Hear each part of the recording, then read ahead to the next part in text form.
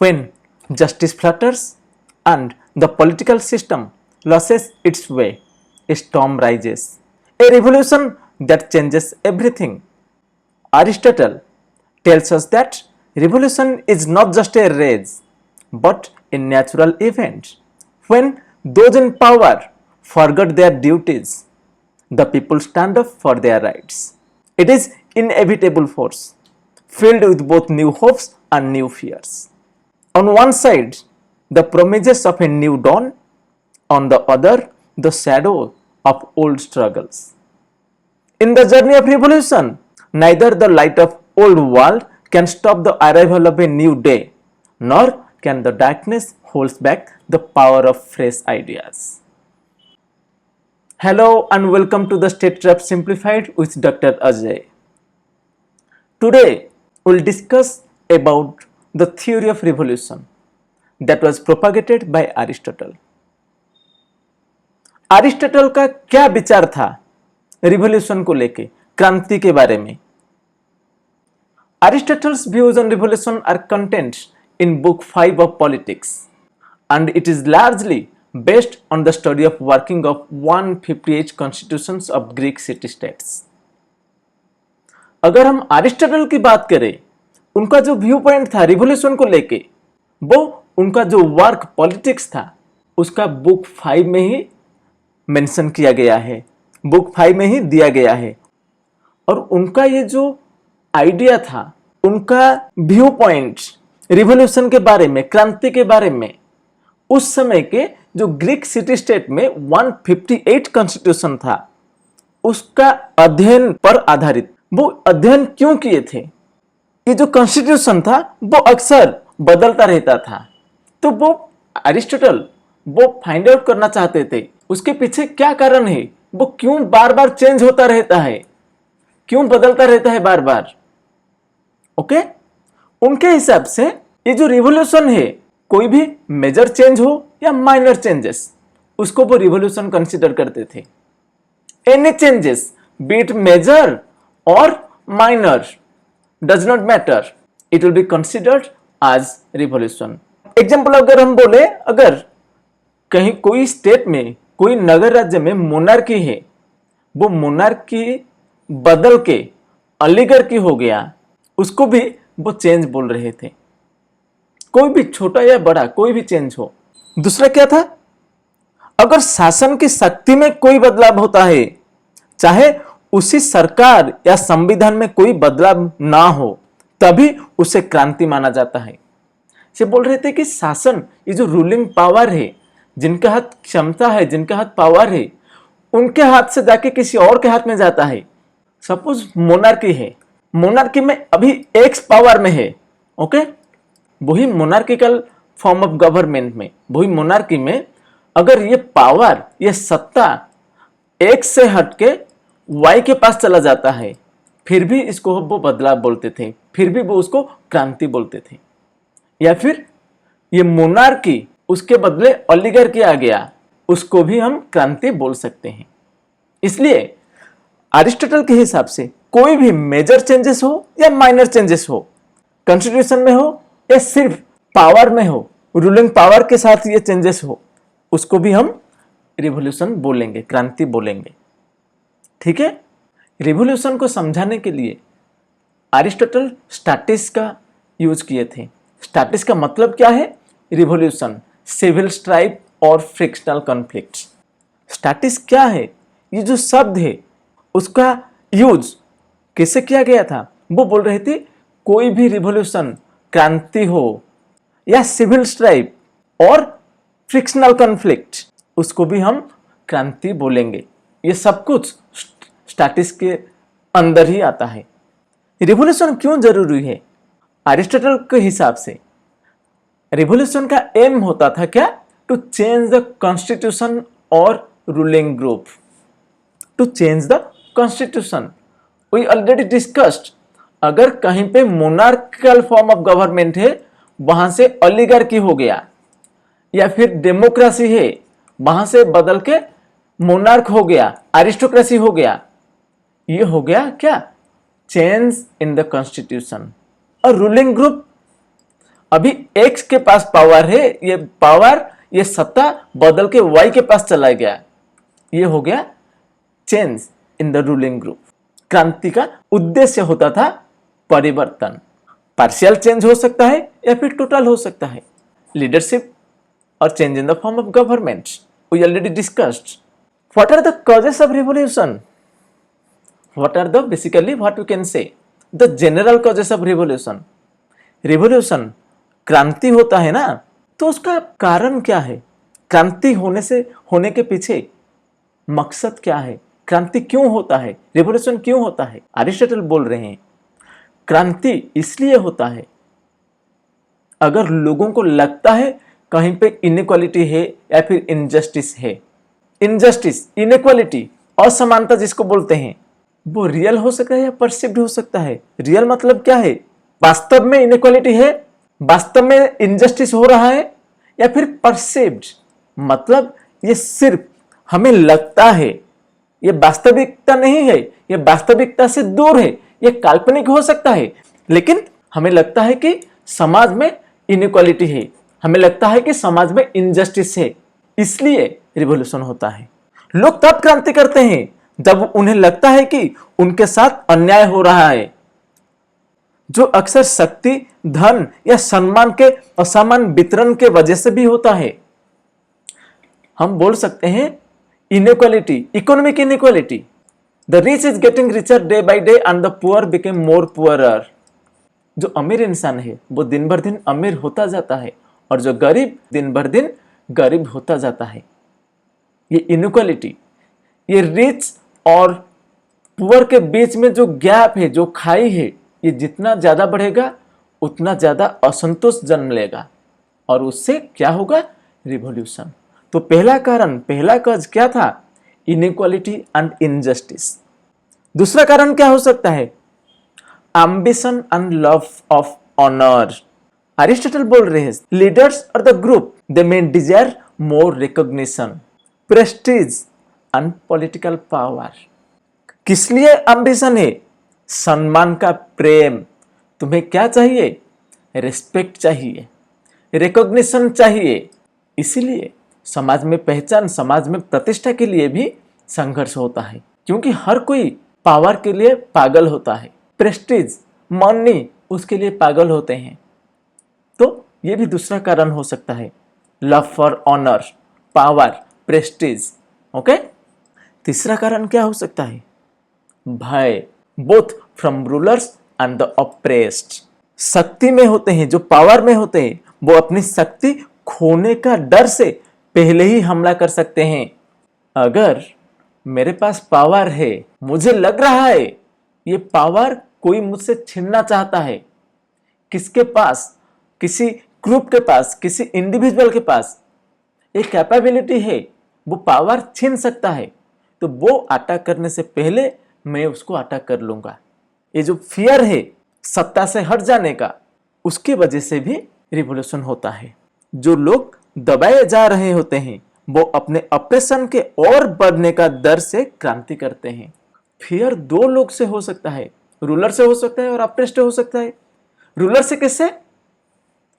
कोई मेरे से सत्ता छीनने से पहले मैं उसको अटैक कर लूंगा। दूसरा क्या होगा?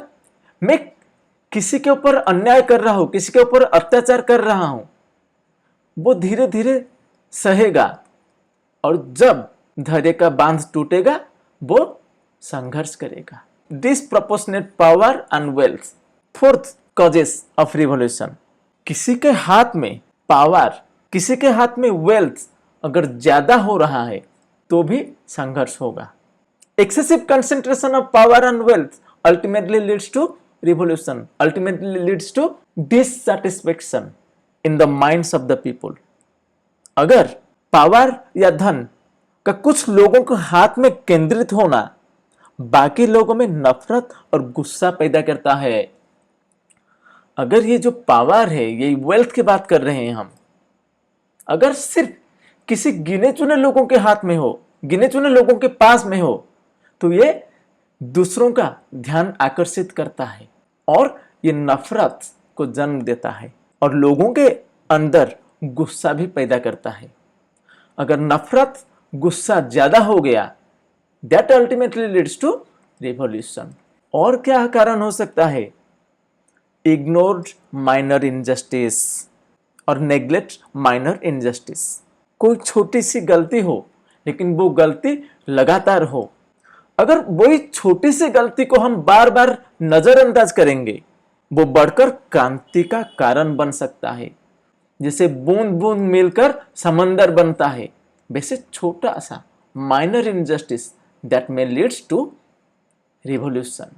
और क्या कारण हो सकता है रिवॉल्यूशन का? और क्या कारण है? रेस और क्लास डोमिनेशन। जाति या वर्ग में अंतर हो, रेस और क्लास में डोमिनेशन हो। अगर कोई एक समूह दूसरे समुदाय पर प्रभुत्व रखता है, डोमिनेशन रखता है, तो वो विद्रोह को उत्पन्न कर सकता है।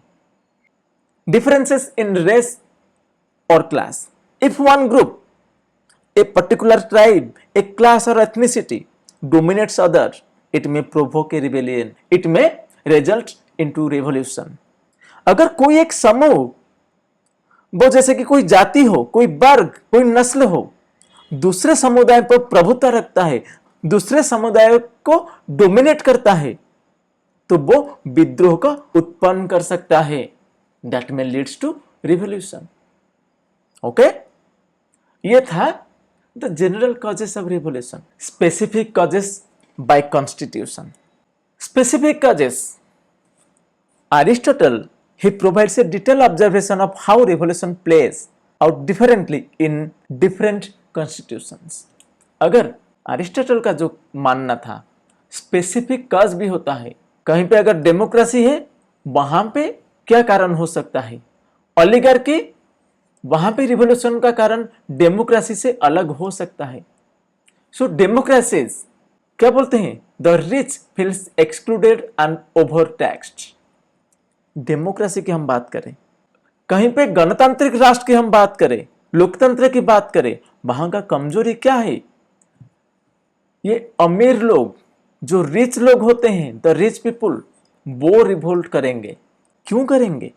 उनको लगता है in democracy the majority might impose harsh tax on policies that alienate the minority elites। ये हम बोल रहे हैं कि डेमोक्रेसी में फिर क्यों संघर्ष होगा? जो मेजोरिटेरियन होते हैं वो कठोर नीति लागू कर सकते हैं, ज्यादा टैक्स वसूल सकते हैं, और ये टैक्स कौन देता है?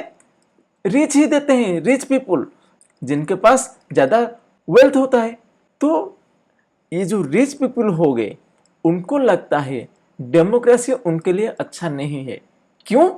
वो अननेसेसरीली वो ओवर टैक्स पे करते हैं डेमोक्रेसी में, इसलिए डेमोक्रेसी में रिच लोग ही संघर्ष करेंगे। और दैट अल्टीमेटली क्या हो सकता है? That ultimately leads to oligarchy और टायरानी। ठीक है, दूसरा क्या होगा? ओलिगार्की। वहां का कमजोरी क्या है? जो डेमोक्रेसी में हो रहा था उसका बिल्कुल विपरीत, उसका बिल्कुल रिवर्स होगा ओलिगार्की में। यहां पे rich people they feel excluded, यहां पे poor feel excluded from power. Okay, oligarchy की हम बात करें तो ये किसका क्रांति होगा? गरीब लोगों की क्रांति होगा, और जिन लोगों ने अपने अधिकार से वंचित है उनका क्रांति होगा। ठीक है, क्यों होगा क्रांति? वो बोल रहे ये जो कंसेंट्रेशन ऑफ पावर और कंसेंट्रेशन ऑफ वेल्थ, वेल्थ की बात करें, पावर की बात करें हम, ये सिर्फ कुछ गिने चुने लोगों के हाथ में रहता है। जो रिच पीपल होते हैं, जो एलिट क्लास होता है, उनके पास ही रहता है। क्या रहता है? पावर की बात करें, वेल्थ की बात करें, ये सब कुछ ये गिने चुने एलिट क्लास के पास होता है। इसीलिए the poor feel excluded from power. उसका परिणाम अक्सर क्या होगा? अगर ये संघर्ष, ये रिवॉल्यूशन सक्सेसफुल रहा तो उसका परिणाम क्या होगा? उसका परिणाम डेमोक्रेसी, और उसको हम परवर्टेड फॉर्म में बोले तो वो मोबोक्रेसी होगा, मोनार्की। टायरनी और करप्शन। मोनार्की को और क्या बोल सकते हैं? किंगशिप। जो राजा महाराजा का शासन होता है उसको बोलते हैं। तो इसका क्या कारण होगा? मोनार्की में, किंगशिप में क्या कारण होगा रिवॉल्यूशन और संघर्ष का? करप्शन और टायरानी। ये बोल रहा है मोनार्की में जो राजतंत्र बोलते हैं उसमें शक्ति क्षमता का दुरुपयोग होता है, क्योंकि जब राजा अपने स्वार्थ के लिए राज्य चलाता है, अगर किसी एक इंडिविजुअल के पास सारा का सारा पावर हो, सारा का सारा क्षमता हो, तो वो करप्शन करेगा अपने हिसाब से और क्षमता पावर का दुरुपयोग भी करेगा। अरिस्टोक्रेसीज, इसमें भी करप्शन और लैक ऑफ मेरिट की वजह से संघर्ष होता है। अगर वो जो रूलिंग एलिट होते हैं वो सेल्फ सर्विंग होंगे, वो खुद के लिए ही काम करेंगे और दूसरे लोगों की अवहेलना करेंगे, तभी संघर्ष होगा, तभी रिवॉल्यूशन होगा। इसीलिए अरिस्टोक्रेसी में क्या बोलते हैं, वहां पे करप्शन होता है, लॉस ऑफ वर्च्यू। और जो रूलिंग एलिट होते हैं वो सेल्फ सर्विंग होते हैं, मेरिट सिस्टम को इग्नोर करेंगे, खुद के लिए वो शासन करेंगे, खुद के हित में वो शासन करेंगे, तो लोगों का फेथ उन पर नहीं रहेगा, which ultimately degenerates to oligarchy और डेमोक्रेसी। अगर रिवॉल्यूशन हुआ, क्रांति हुआ, तो अरिस्टोक्रेसी से क्या होगा? डेमोक्रेसी हो सकता है या फिर ओलिगार्की। ओके, ये था स्पेसिफिक कॉजेस, संविधान के हिसाब से क्रांति का कारण। हम संघर्ष के बारे में डिस्कस किए हैं, रिवॉल्यूशन के बारे में डिस्कस किए हैं, लेकिन उसको हम प्रिवेंट कैसे करेंगे? उसका कुछ जनरल स्ट्रैटेजी है। क्या है वो स्ट्रैटेजी? पहला क्या बोल रहा है? Promote justice and fairness. Revolution पहला कारण था इनजस्टिस, ओके, और इनइक्वालिटी। अगर हम न्याय प्रदान कर सकते हैं, जस्टिस को एंश्योर करेंगे और फेयरनेस एंश्योर करेंगे, तो रिवॉल्यूशन नहीं होगा। ठीक है। दूसरा क्या होगा? Rule of law, maintain rule of law. यहां पे बोल रहे थे गवर्नमेंट को क्या करना चाहिए? गवर्नमेंट को लॉ उसको फॉलो करना चाहिए, उसको रेस्पेक्ट देना चाहिए। अगर लॉ को रेस्पेक्ट देगा, हर कोई लॉ को रेस्पेक्ट देगा, तो हम जानते हैं ना, लॉ इज इम्पर्सनल। किसी के लिए वो रेस, कास्ट, रिलीजन, उसको लेके कोई भेदभाव नहीं करता है। Law is impersonal.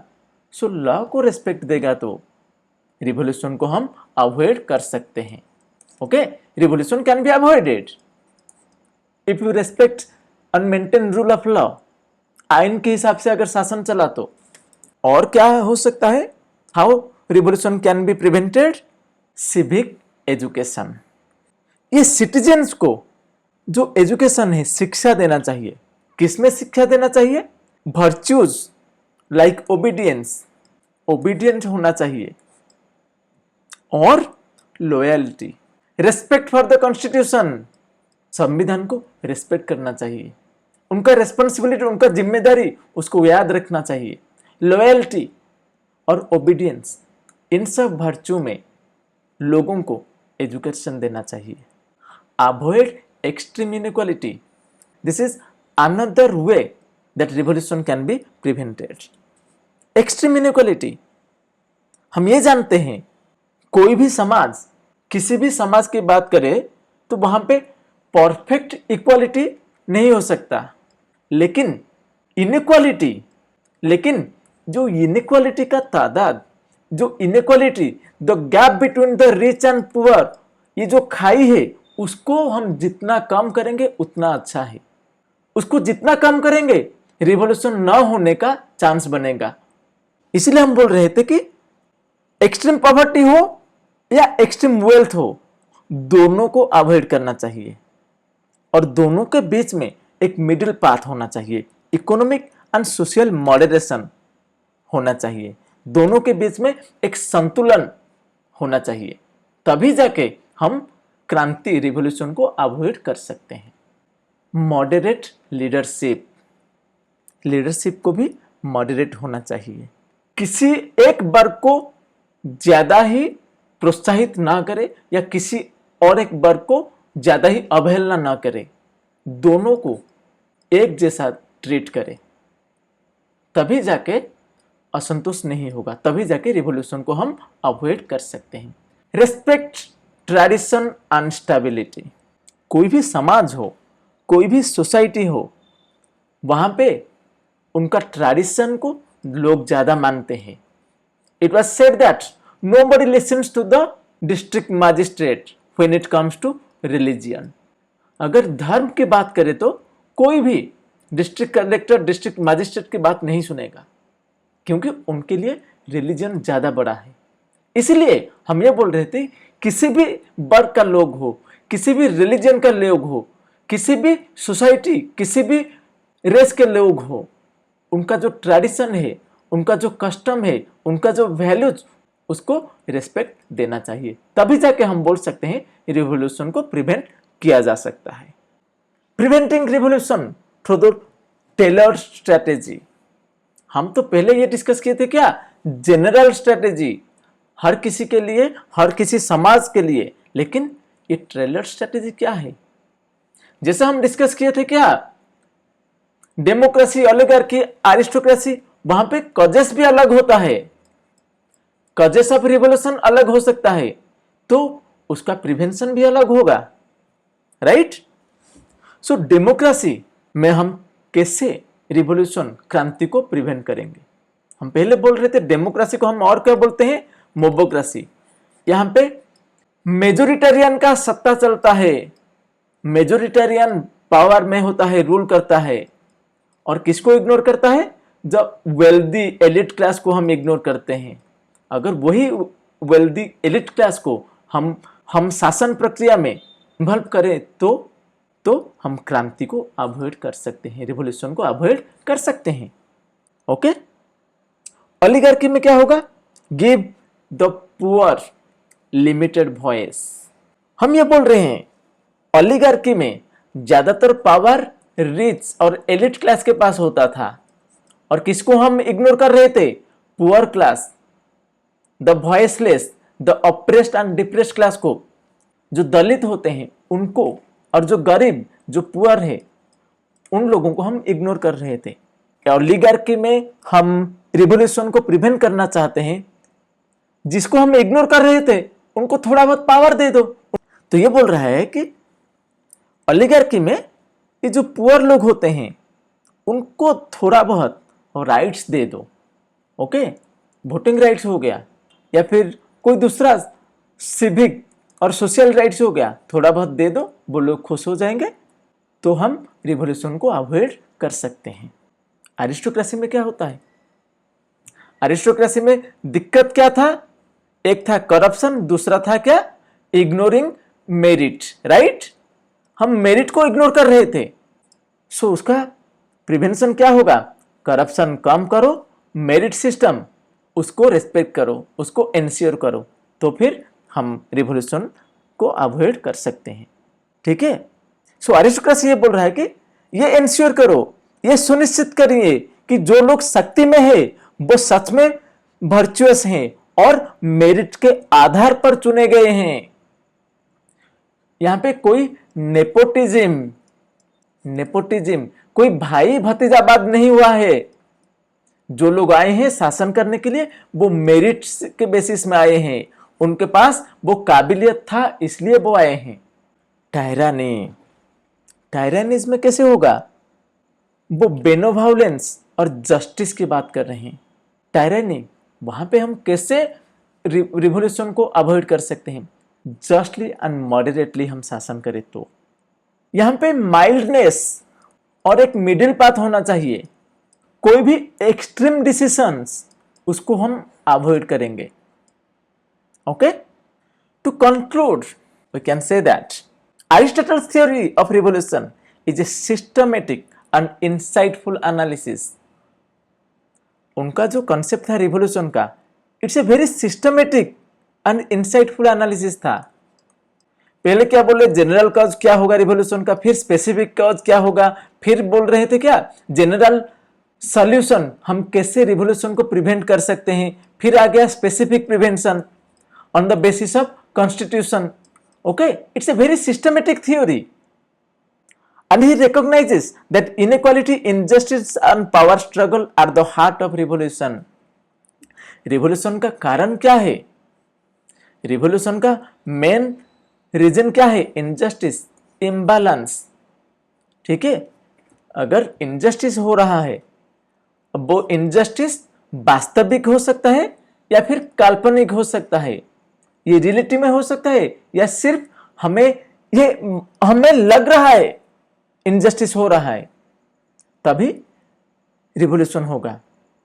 ओके, उनका जो कंसेप्ट है रिवॉल्यूशन का बहुत ही रिलेवेंट है। 21st सेंचुरी की बात करें तो अभी भी ये सही है, अभी भी injustice is the key for revolution. उन्होंने ये भी माना कि हर एक सरकारी व्यवस्था की अपनी विशेष कमजोरियां होती है। डेमोक्रेसी हो, एरिस्टोक्रेसी हो, मोनार्क हो, कोई भी फॉर्म ऑफ गवर्नमेंट हो, कोई भी कॉन्स्टिट्यूशन हो, वहां पे अपने अपने कमजोरियां होता रहता है। ओके, तो उसको हम कोई एक वन साइज फिट ऑल वाला सॉल्यूशन अप्लाई नहीं कर सकते, इसलिए हमें एक टेलर्ड अप्रोच फॉलो करना पड़ेगा। बीमारी के हिसाब से ही दवाई देना पड़ेगा, मेडिसिन। तो कॉन्स्टिट्यूशन के हिसाब से ही हमें रिवॉल्यूशन का कॉज क्या जानना पड़ेगा और उसका सॉल्यूशन कैसे रिवॉल्यूशन को अवॉइड करेंगे वो जानना पड़ेगा। But in general sense, injustice हो रहा है तो जस्टिस इंश्योर करो, इम्बैलेंस इनइक्वालिटी हो रहा है तो इक्वालिटी उसको इंश्योर करो, तो स्टेबिलिटी आ जाएगा। राइट? उनका जो सोच वो आज के जमाने में भी रिलेवेंट है, आने वाले समय में भी ये रिलेवेंट रहेगा। Okay, the cause of revolution is always injustice, ये 100% फैक्ट है। इनजस्टिस हो रहा है तो रिवॉल्यूशन होगा, ये सत्य है, ये यूनिवर्सल ट्रूथ है। ठीक है, this is all for today and for PDF please follow the link below, join the telegram channel. Thank you. जय हिंद, जय भारत।